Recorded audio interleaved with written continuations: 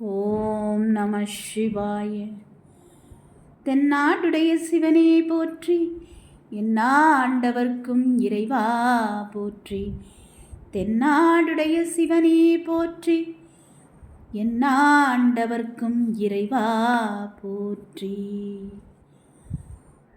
இந்த வீடியோவில் நாம் சிவபக்தன் என்றால் யார், சிவனடியார் என்றால் யார் என்பதை பற்றி நாம் பார்ப்போம்.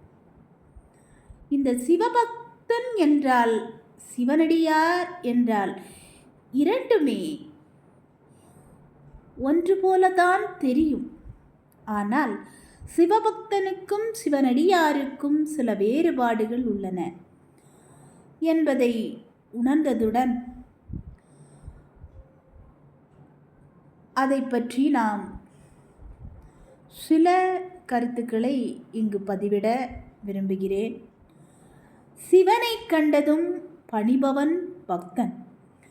சிவனுக்காக எதையும் செய்ய துணிந்தவன் அடியார். சிவனை வணங்குபவன் பக்தன். சிவனை மட்டுமே வணங்குபவன் அடியார். உடல் தூய்மையாக இருந்தால் மட்டுமே கோயிலுக்கு செல்பவன் பக்தன்.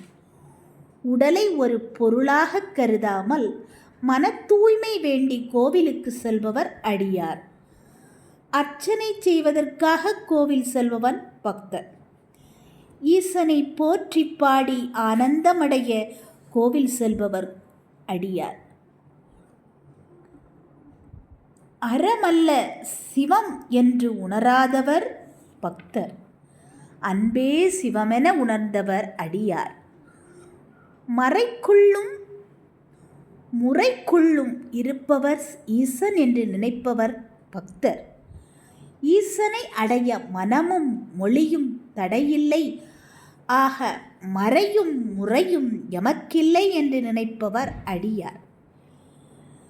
கூட்டத்தோடு கூட்டமாக இறைவனை காண்பவர் பக்தன். கூட்டம் போன பின்பு ஈசன் அழகை தனித்து நின்று ரசிப்பவன்தான் அடியார். ஈசனை அடைய சுத்தமாக இருக்க வேண்டும் என நினைப்பவர் பக்தன். சுத்தத்தை பெரிதாக எண்ணாமல் சித்தத்தை சிவன்பால் வைப்பவர் அடியார். வாழ்வில் ஒரு பகுதியை வழிபாடுக்கு செலவு செய்பவர் பக்தன். வாழ்க்கையே வழிபாடாக கொண்டவர் அடியார். சிவபக்தனாக இருப்பதை விட சிவனடியாராக இருப்பது மிக மிக சுலபம். சிவபக்தனுக்கு மறுபிறவி நிச்சயம், ஆனால் சிவனடியார்க்கு முக்தி நிச்சயம். சிவனடியார் என்பவர் தன்னை இறைவனுக்கு என்று அடிமைப்படுத்தி கொண்டவர்கள். தன்னை சிவனுக்கு அடிமை என்று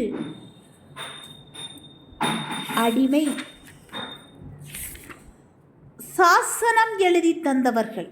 சிவனுக்கே அடிமை என்று சாசனம் எழுதி தந்தவர்கள். இவர்கள் யாவரும் தங்கள் குடும்பத்தில் இருந்து சந்நியாசியாக வெளியில் வந்தவர்கள். இறைவனது திருநாமத்தை மட்டுமே சொல்லி வாழ்பவர்கள்.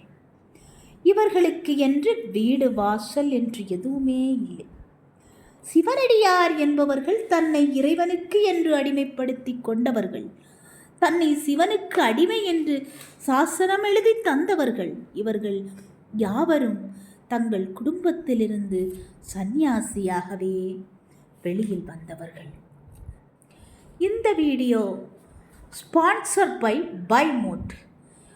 இந்த பைமோட் என்பது ஒரு ஆப். இதில் உங்கள் வீட்டிற்கு தேவையான அனைத்து பொருட்களும் ஆன்லைனில் பர்ச்சேஸ் செய்து கொள்ளலாம். பர்ச்சேஸ் செய்து கொண்டு நீங்கள் பயனடையுங்கள். நல்ல தரமான பொருட்களாகவே இருக்கின்றன. நீங்கள் ஆன்லைனில் பர்ச்சேஸ் குறிப்பிட்ட நாளுக்குள் வீட்டிற்கு